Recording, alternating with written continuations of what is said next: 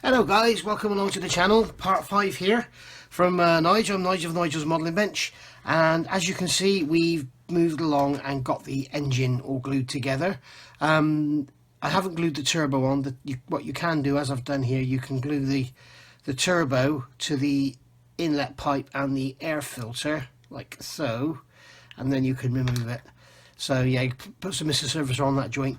The engine isn't bad. I've seen better, but it looks okay from the top, but this is a bit inaccurate here, and yeah, it's not really quite exactly right, but anyway, it's there, and it looks good under the bonnet. So you've also probably noticed that I've got the long wheelbase here. I haven't got the short wheelbase, and the reason for that is I've given up on the short wheelbase. It's too difficult, it's too much work, and basically I don't have the time and energy to do it. Okay, I lied, here it is. So here's the short wheelbase, and basically here's all the parts, all cut off the sprues, all cleaned up, exactly the same as this one. So we've got the long wheelbase over here, and we've got the short wheelbase here. So the first thing we're going to do is look through the instructions, build up the engine as I say.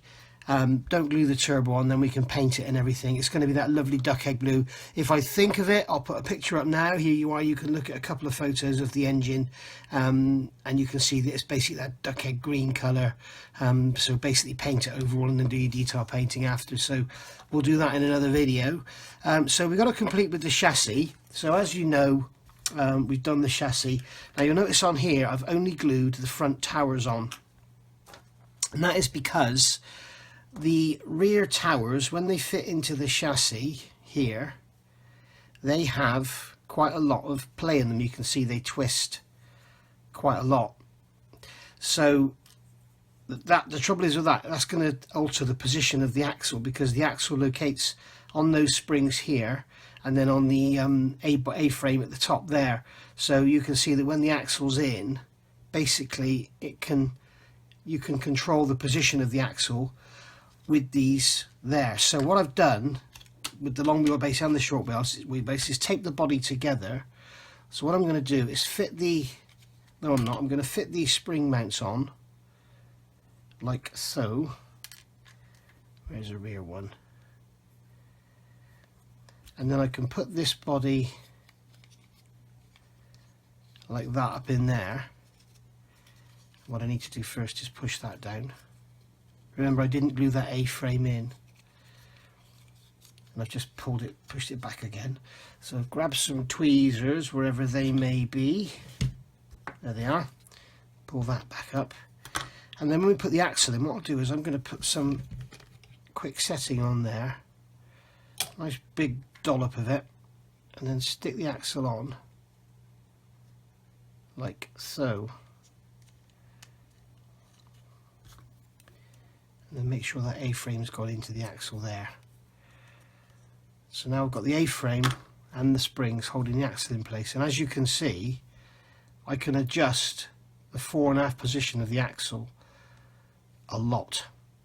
So basically that's what I want to be able to do, and I want to be able to make sure I can get the wheels in the right position. Now the wheels on a Land Rover aren't exactly in the centre of the wheel arch, they're slightly forward because they're on radius arms. As they go up, they move back. So as the axle, because it's on a, I mean this is a front one, but basically you've got the radius arm of this. So as you can see, as it pivots up, it goes back, and as it comes down, it comes forward. Okay, so the wheel will actually be just in front of the centre line. If it's been lifted, it'll probably come forward a little bit more, unless it's been lifted properly and then you use the proper radius arms. And on the front you have to use the right radius arms if you lift them, because you lose your caster angle. So so there we go. So I'm going to leave that like that to go off, and I'm going to do the same on this one. So where are those spring seats? Here they are. I've got them with this one. So 4 rear spring seats for the long wheelbase, eh? Put a big drop of glue on there, and on this one I did actually glue the A-frame into position, which I shouldn't have done. as you can see, what it's doing, it's actually holding the axle away from the springs. It's pushing it away. So what I'm going to do is literally bend it down. Just bend it a touch more. There we go. If my nails are dirty, guys, I'm sorry. I've been working on my real Land Rover today. Absolutely freezing my nuts off. Trying to take bits and pieces off. I've realised I need to paint the chassis on it, and I've basically realised there's a manual. You can buy it on eBay for £3, but you can download the same thing for free from various websites for the 2007 on, and it is a waste of time. I think it's a genuine Land Rover production. It is absolute rubbish. So, I mean, bits of it even goes into a Range Rover. It starts talking about the air vents in the dash, and there's images of a Range Rover and how to get them out. It's like, it's pathetic. So, there we go. So I can now check with the long wheelbase to see that, and as you can see, that's come out with the axle just in front. So I'm happy with that, but I'm not going to glue those upper spring mounts until I'm happy that everything's all perfectly lined up. Okay, so that's that one. Now with this one, they look great together, don't they? With this one, this is going to be a different video, guys. I think this is going to be pretty much continual camera running. You've got these hooks that go on the chassis. Now I don't have the holes in the chassis anymore at the rear, but I do still have them at the front. So I'm going to have to do some checks on some research and check that the short wheelbase actually had these on. Now we don't need to glue them. So they can just sit like that. And as I say, I'm going to have to do some checks to see if the actual short wheelbase actually had them, and then drill some holes if need be. So we'll come back to that later. So I'll put them... Can't even pick them up because I've got no bloody nails because I keep biting them off. I'm sorry, guys. So that can sit like that. Now I'm going to fit these front spring mounts and shock towers.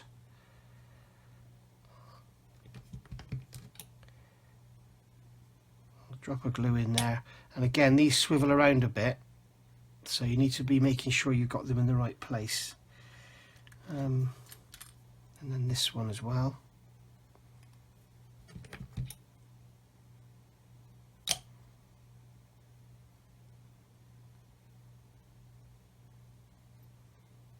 There's that, and then I can come along now and put some, just one up there for a cross member, aren't they? We don't need the radiator, we don't need the engine, don't need the radiator, shroud or the fan. So I can come along now, and it's telling me to fit in these parts here, A9, which are the rear shock absorbers. I'm not going to put them on yet until the axle's on. And then we've got the transport, the diff going together there, and we've done all this. So I'm going to have to shorten this rear prop shaft. So I need to get those parts off the sprue, if I'm going to put that in yet, but I'm not going to bother. A13 and A43. So what I've got to do now is fit this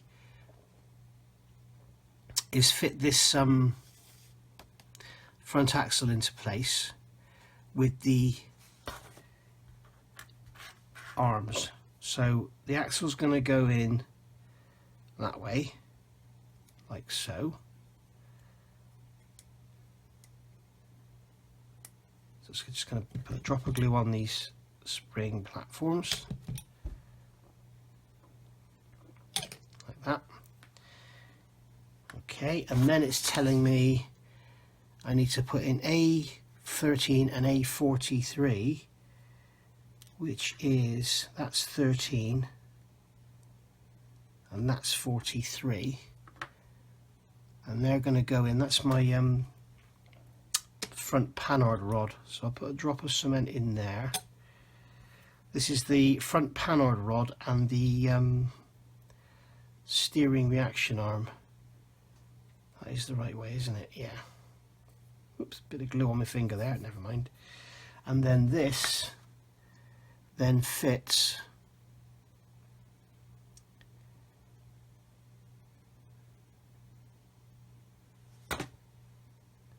like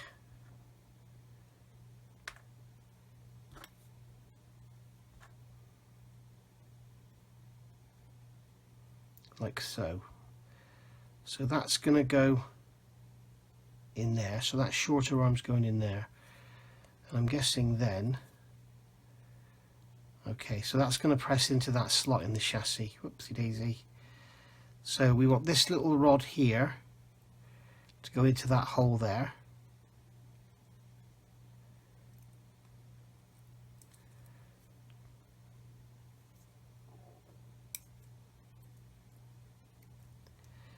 And that's not fitting in the chassis because I've put a piece of sprue across the entrance to the hole. Clear that out.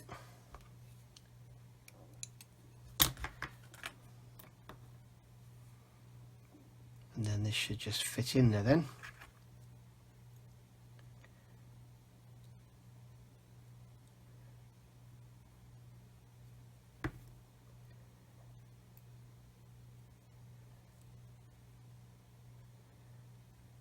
There we go.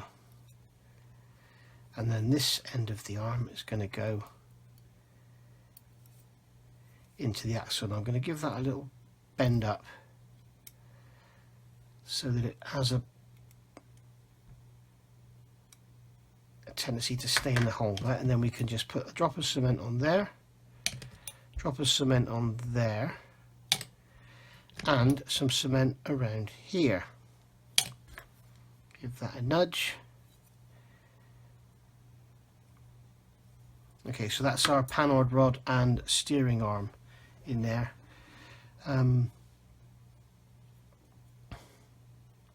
Yeah, so that's actually the steering box that's depicting there, and then this rod here is our Panhard rod. Right, and then we've got, sorry, it's not the Panhard rod at all. What am I talking about? I'm not exactly sure what they're trying to portray there. And then we've got this one here going to go on, that's going to go on after the anti-roll bar. I'm not sure military Jeeps would have had anti-roll bars, but never mind. Now these here are going to go in, and I want to make sure I get these in now, because they will determine the position of the axle. Quite a tight fit, and they're going to go in, sit in there. This is all literally snapped together, it fits that well.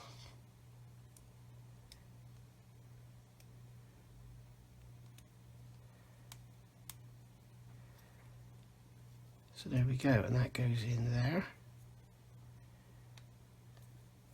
And now that axle's not going anywhere, so they actually locate the axle very, very well indeed.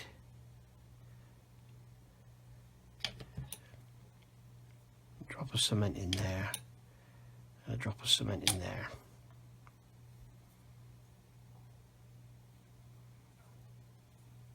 Okay, so there we go. So there's our four axles, two axles in, four hubs. We can see it's rocking a bit, but it's probably because it's sitting on the diffs. So I'm going to get a couple of parallel bars. Are these blocks long enough? Yes, they are just. So I'll put these blocks down. These are parallel. And I can sit the axles on there. Oops, that one's popped out. And make sure it sits square, and it doesn't. Now I can worry about that when I put these rear spring seats in, because what I can do is just pull the axle away from the spring seat a little bit, or I'm happy with that. I think I'm just going to have to shim this, or just, what I can do is just pull this one away from the spring a touch and let it dry in that position. There we go. So let's get on and do the same thing now on the other one.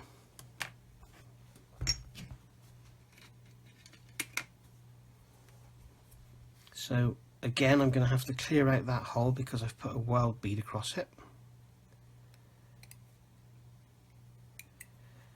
And this time what I'm going to do is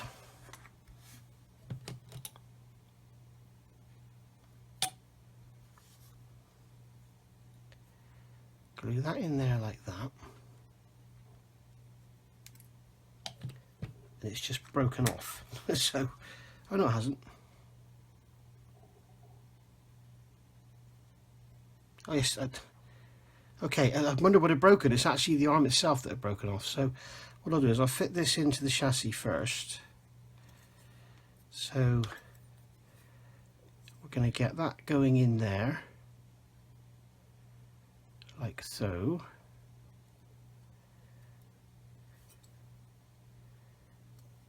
And by the way guys, I've started a new channel and it's called Nigel's Land Rover channel.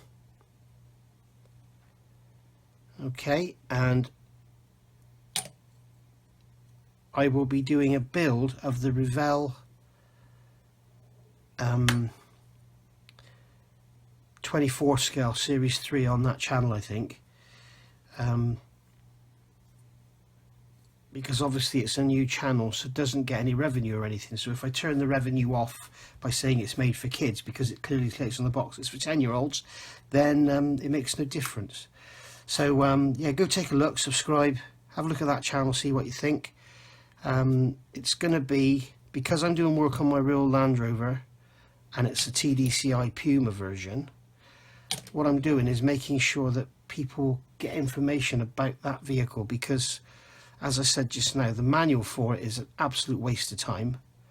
It is really, really bad, and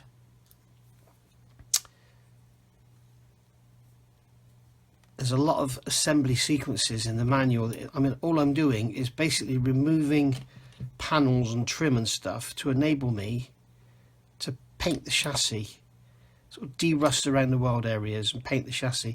I've had a light inside. The chassis inside is perfect, but on the outside where the weather's got to it and chipped it and stuff, that's where it's rusting, particularly around the welds, where I would imagine it was the same on my GT86 that I had. They're just so desperate to get everything out the door on time. They just build all this stuff up and then paint it, and don't properly treat the areas around the welds. And basically the paint just doesn't stick properly.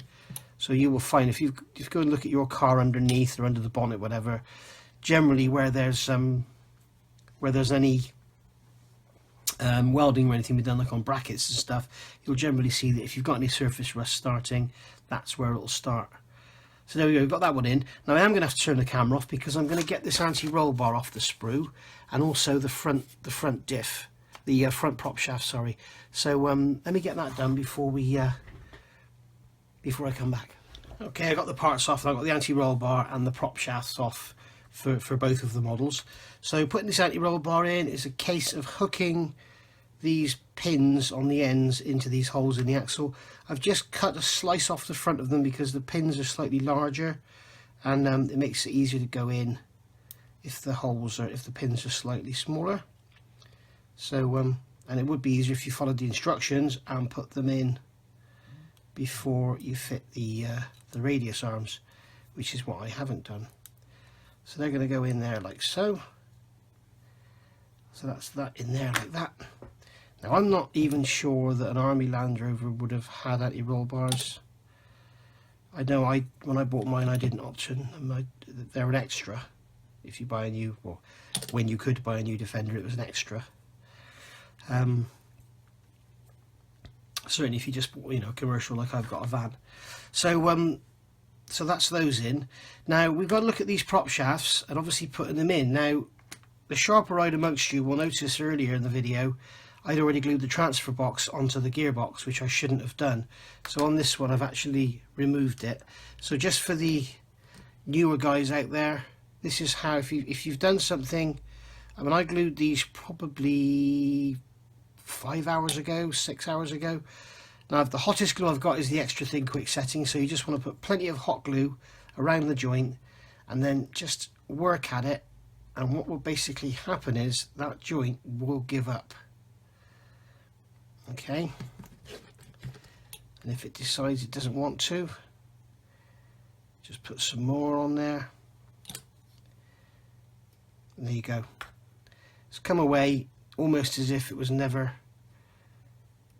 not on there. So there we go. So that one's come away without the lug on it. This one came away and it's left the lug on the gearbox.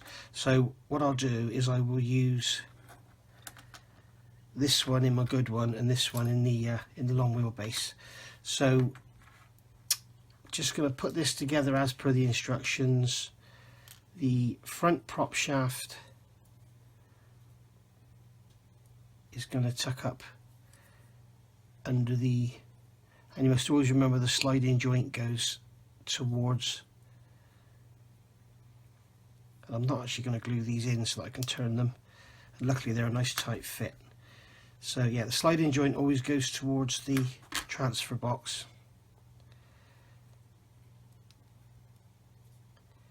And you can see the UJs have got a preset in them, so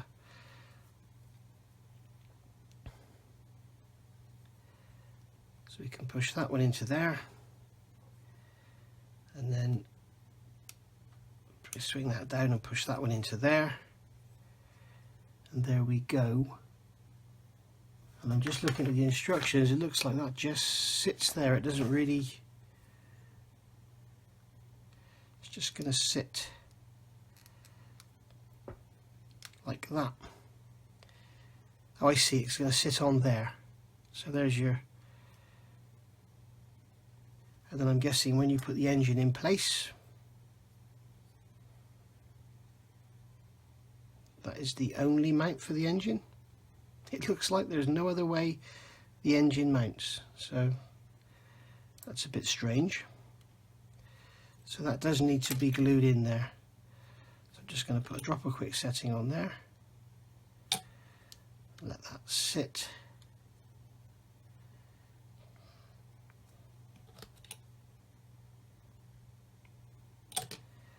Like so.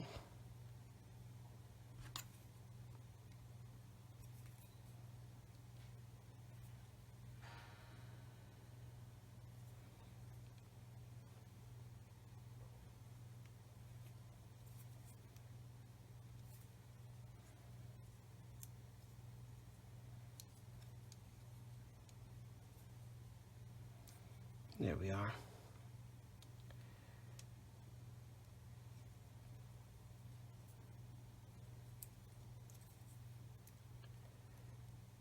Just looking at how it's going, this prop shaft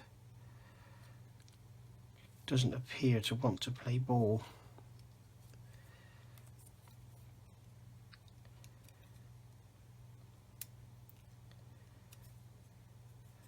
Trying to find the right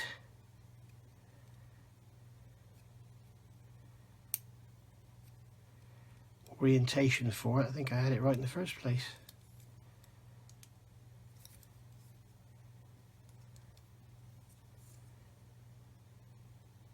There we go. So that's that. So now we can do the other one. Now the front prop shaft will remain unchanged, so we can just put that one in like so.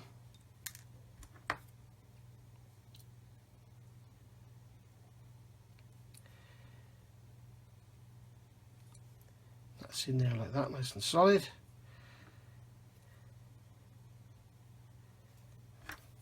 I'm going to have to open that hole up a bit, I think. So what I can do is come along with a knife and just go around and just open that hole up. It doesn't really matter if you make it a sloppy fit because the transfer box will hold it in. There we go, that's better. I'm going to do the same on the rear. Like that. Now this rear prop shaft, I'm going to shorten it as you do a real one. Whenever you shorten a real prop shaft, you always do it from the end. You never cut them in the middle, you always do it from one end. So in this case, I am going to shorten it from the front, and I'll tell you for why. So I'm just going to, what I'll do first of all is measure the length of it.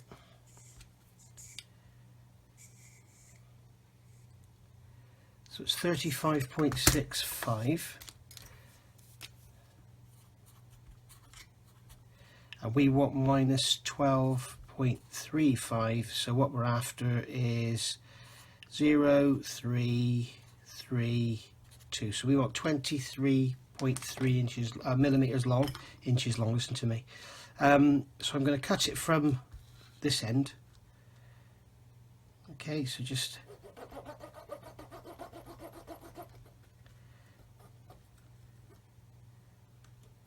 what am I doing? I shouldn't be cutting it from this end at all. I'm going to do it from this end because if I shorten it from that end, I have to move that back. So I should, if I'm going to shorten it from that end, I need to cut it here, not here. So don't know what I was thinking there, guys. So what I'll do is cut it from here.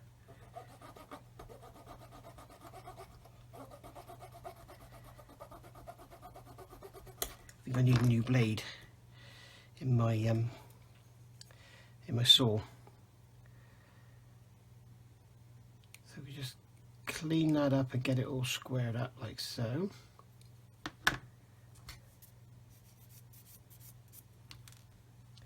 And then I've got to remove 12.35 millimeters from this overall length. So I'm just going to go 12.15 to allow for the thickness of the saw.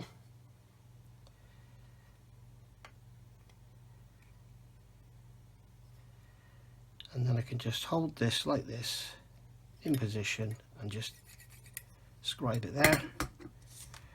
It should be enough, yes. And then get in there and just literally slice it off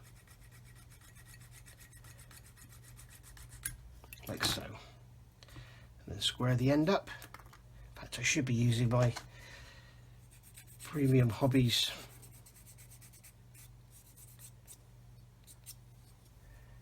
sanding blocks like that. And then if I put a drop of glue on here,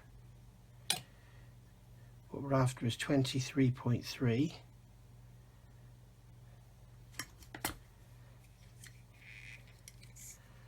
Unlock my calipers. 23.7. So I need to take half a millimeter off roughly. Just come along with a knife. Just trim the end off to remove any glue. Now there should be enough glue on there just to tack that together. Although I did use the quick setting, so probably not. There we go, 23.22, that'll do. So drop a glue on there, stick that together, and there we go, that's that done. And it would rather stick to my finger than it would to the model.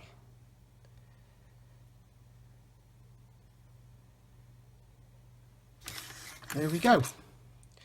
So that, my friends, should be that. Now that end there where I've cut it, I just have to be careful not to touch it too much. And I'm going to put this here transfer box in there. And again, that is a very tight fit, so just going to use the end of the knife just to open it up a touch. And I've just noticed I've got some flash on there as well, so remove that.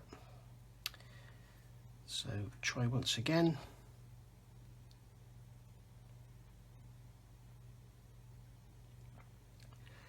Put that on that prop shaft, and that should sit in there fine. And then on this end, should be able to put the prop shaft in there. And then what I'll do is I'll put it in the transfer box first. And then I can swing it down.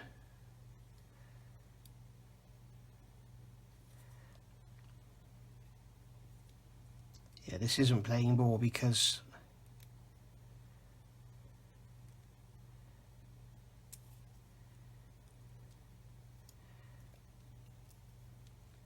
Maybe that's the way to do it. That's the way to do it.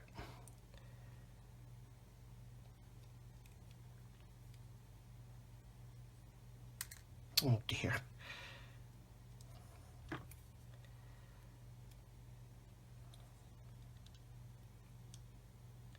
Let's just push that into there. Check that's going to fit on there. That fits fine. I have a feeling maybe it's a touch too long. No, it's not. And then the front prop shaft can go in the axle. And then we can swing the transfer box up, get the back in, and there we go. That's it. That's it in. Like so. And there is our shortened prop shaft. So there's another little bit of plastic taken out. Overall, this is working out pretty well.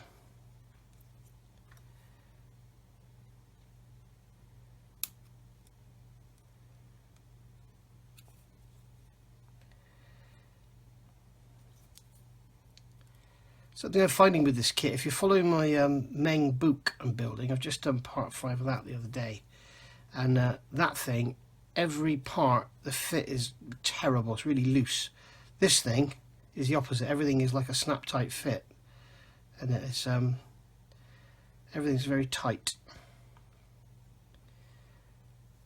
So that's glued in place there. So what I can do now, yeah, what's happened is because of the shorter prop shaft, the angles need to change. So actually, as it happens, it's lucky I cut it there. It's allowing the shaft to find its new position, if you like.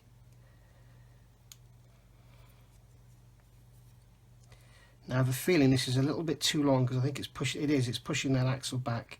So I'm going to pull it out of the transfer box and I'm going to go for having it too short rather than too long. So I'm just going to trim some plastic off of there, glue it back on like so.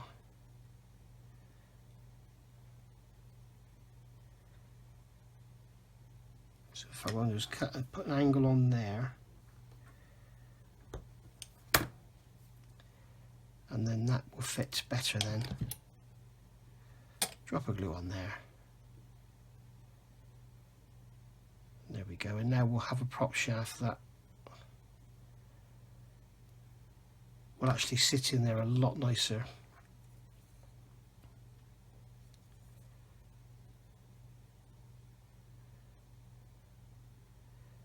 Okay, so it's that way into the transfer box.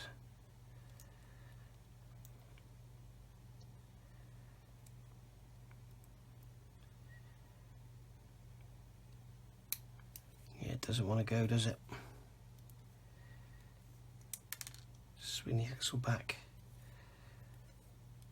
and then give it a turn.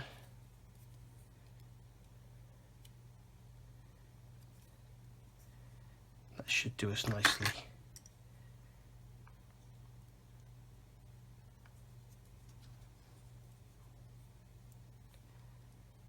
Drop this spring seat back in that fell out.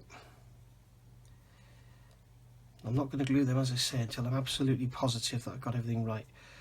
So there we go, that prop shaft is looking a bit wonky, isn't it?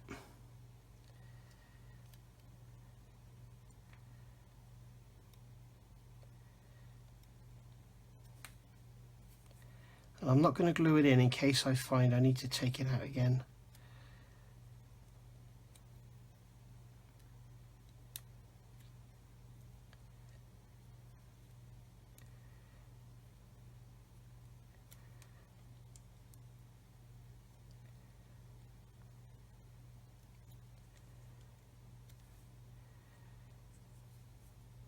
There we go, I'm happy with that, that's better. So there we go, and I'm not convinced this front one's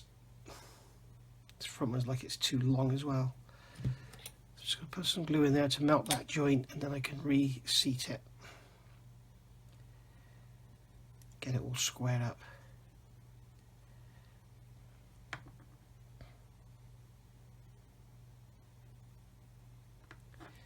It looks like I need to turn this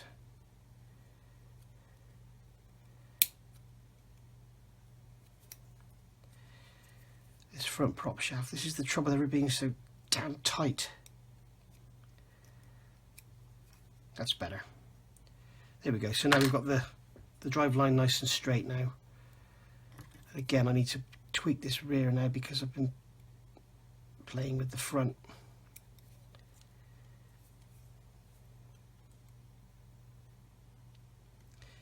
I'm starting to ask myself, why on earth am I using the quick setting cement? I should be using the ordinary extra thin, so it gives me time to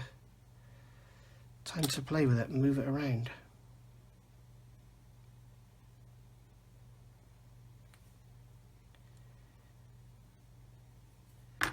There we go. I'm just going to do a quick body check to make sure my axle is still centered in the wheel arch. Yep, there we go. Happy with that.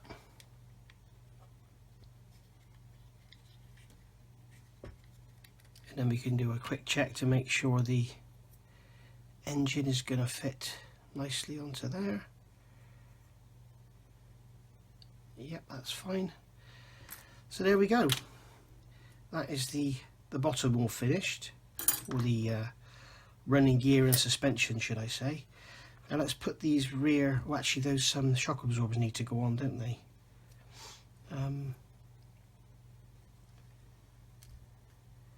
They're just going to literally sit in there. So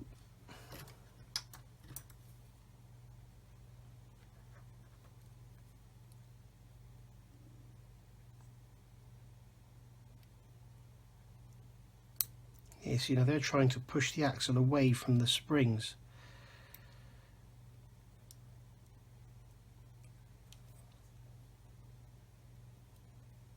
Only while you fit them.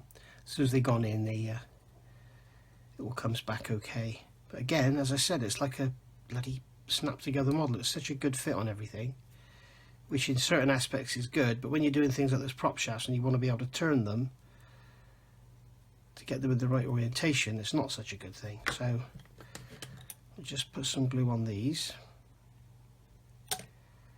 glue them in, and we'll do the same on the other one.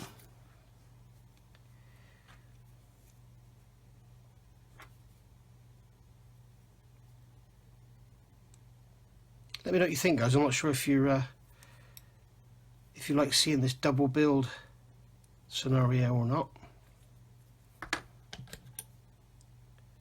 or if you'd rather just see one.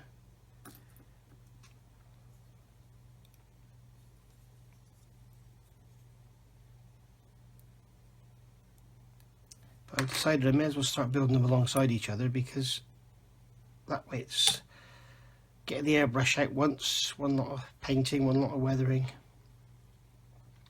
for two models. So we're going to add these rear arms, and they're just going to slot in there. As you can see, they're not a very tight fit in there at all, so they don't really have any influence on the position of the axle.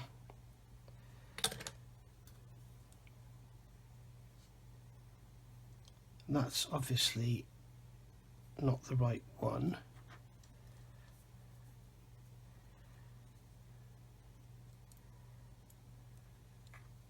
That one there is.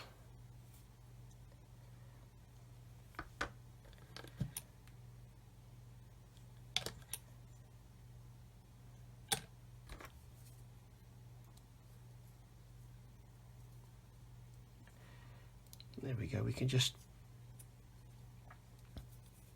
push them into place and they sit in those grooves in the axle. Okay, and as I say, we're not gluing anything yet on the axle end, at least. And then we can do the same on here.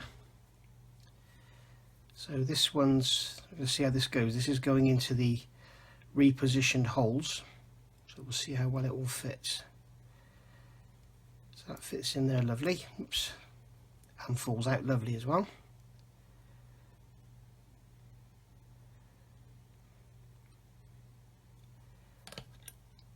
Bit of extra thin in there. Give it a little push. And then there's the other one here. It is over here.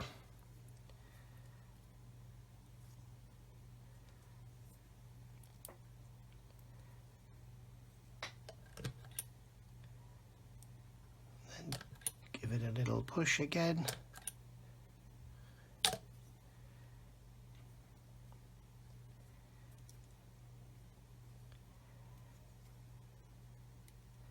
There we go, not gluing those ends in, just going to give them a push in. And there we are, that's both chassis now done with all the suspension, shock absorbers and everything. So now we can add these steering arms, or the tie rod should I say. And this should actually go through a bracket in the differential. There's a bracket that the tie rod runs through, which is missing on the model, so if you want to make yours a bit more accurate you could add it on yours.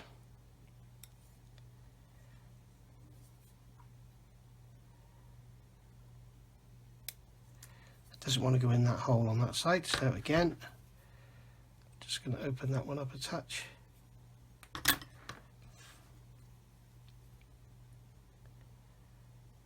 There we go, it's gone in now.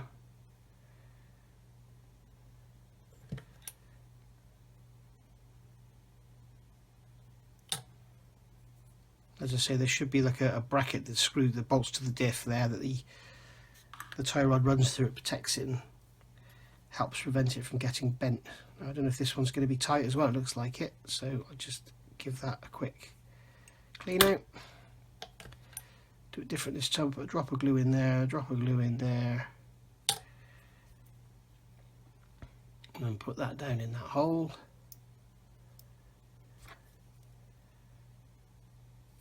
Put that down in there. There we go, that's the tie rod in. And then we've got to add the Panhard rod. Yeah, so what I was talking about earlier was rubbish. We've got to put our Panhard rod in here, which is going to go into that hole in the axle there. And I'll bet the hole's too small.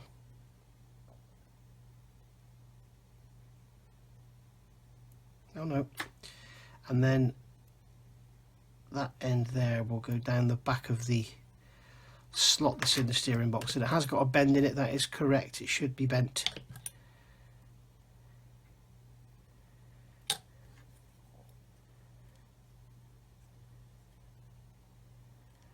And there we go. Make sure it doesn't fall off.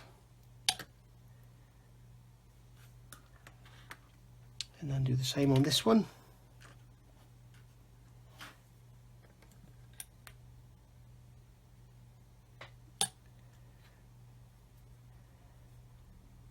Put it in that hole.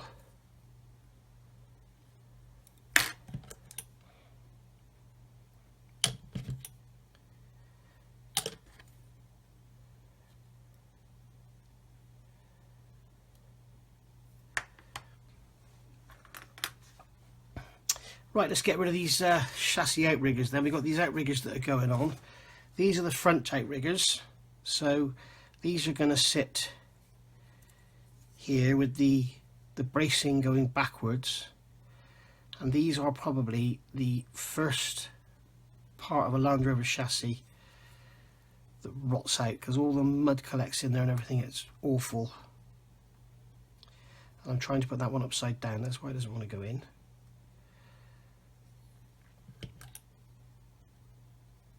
That's just going to go in like that. And then we've got the other one going in like that. And that just wants to fall out.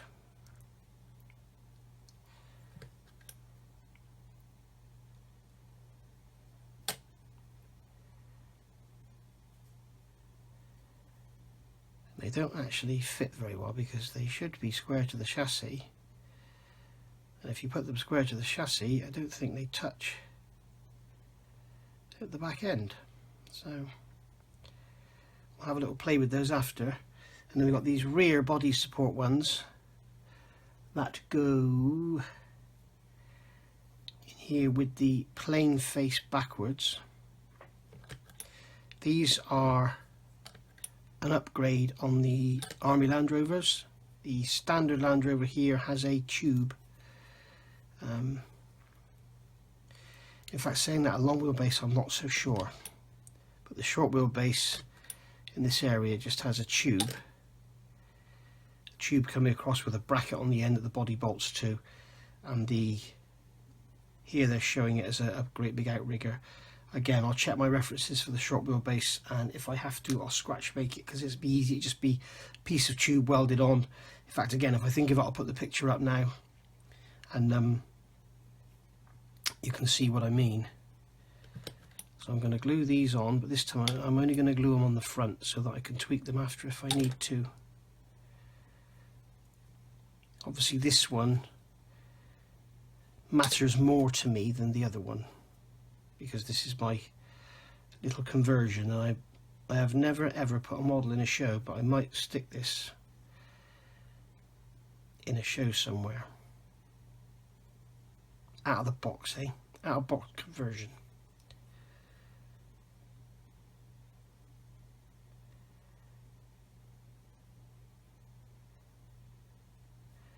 There we go.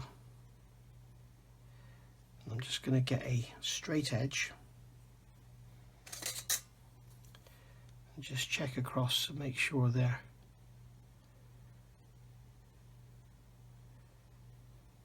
parallel, and check they're square.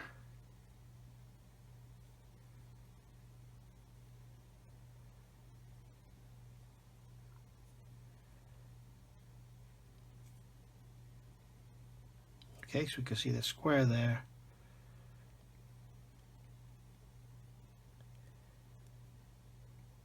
The square there. There we go. So that's them in. I'll just do the same check on here.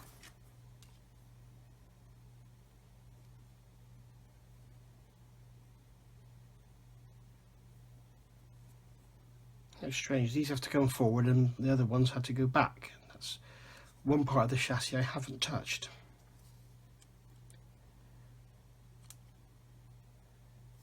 Okay, so I'm happy with that. Just check these, they're square. There we go. So there we are. Now I'm not going to fit these onto this chassis because, as I say, I may need to scratch build something later to see how it all looks. Just going to do a quick check on the body once again. Make sure everything's looking good, and it is. Happy with that, it's all going. Happy that the axle's in the right place.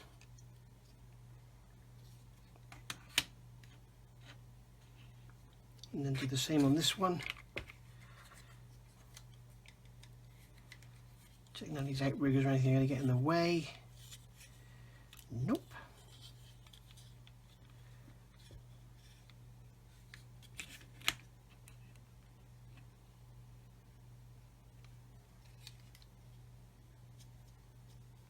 Just square those up to the body now. There we are.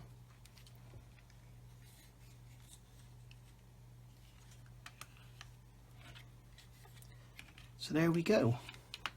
And that, my friends, is that. So I don't know how long that's been, but it's probably been a good half an hour, 40 minutes. So that is basically how we go about building up the running gear and suspension on both Land Rovers. If you're building a standard Wimic, then you're doing it this way, and if you're doing this, then you're doing it that way. So again, I need to play with that prop shaft because it really is falling to pieces on me. Looks like I must have touched it and pushed it in.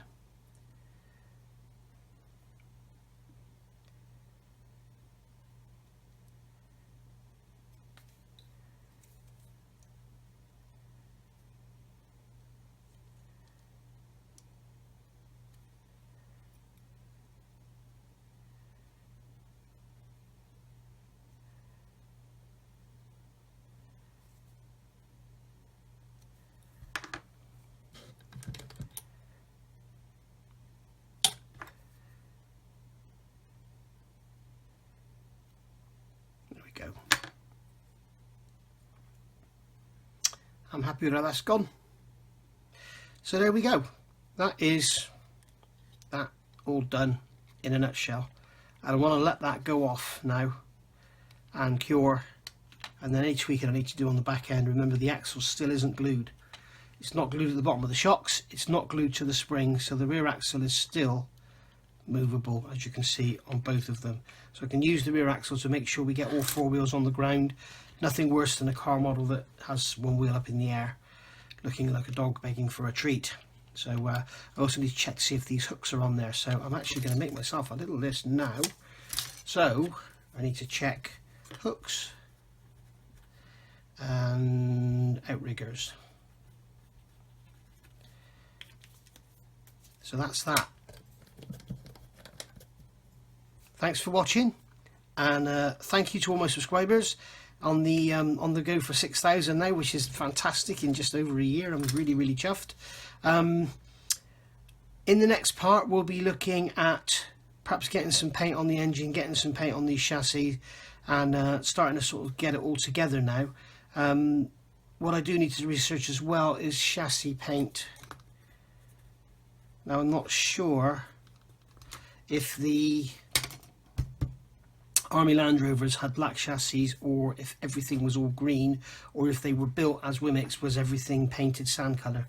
That's what I need to find out now, and I'm sure there'll be somebody who knows that can tell me. So as I say, thanks for watching. Thanks to all the people who've donated money on Patreon and PayPal. As I say, it's all going into a pot, and it's going to be buying me a camera and some new lighting equipment. And now I'm looking forward to going and having a look in perhaps in the sales after Christmas, or even see what sort of fantastic sales come on Amazon. In the meantime, I need to get to a shop and get some good advice on what I should be buying. And there's another outrigger there that goes on that one. And yeah, so if you're doing this, great, send me some pictures. nigelsmodelingbench@gmail.com. Love to see if you're actually doing one of these short wheelbase conversions. If you're not, then you're building this one, then great, follow along, and I'll see you all soon. Thanks for watching, and happy modelling. Bye guys.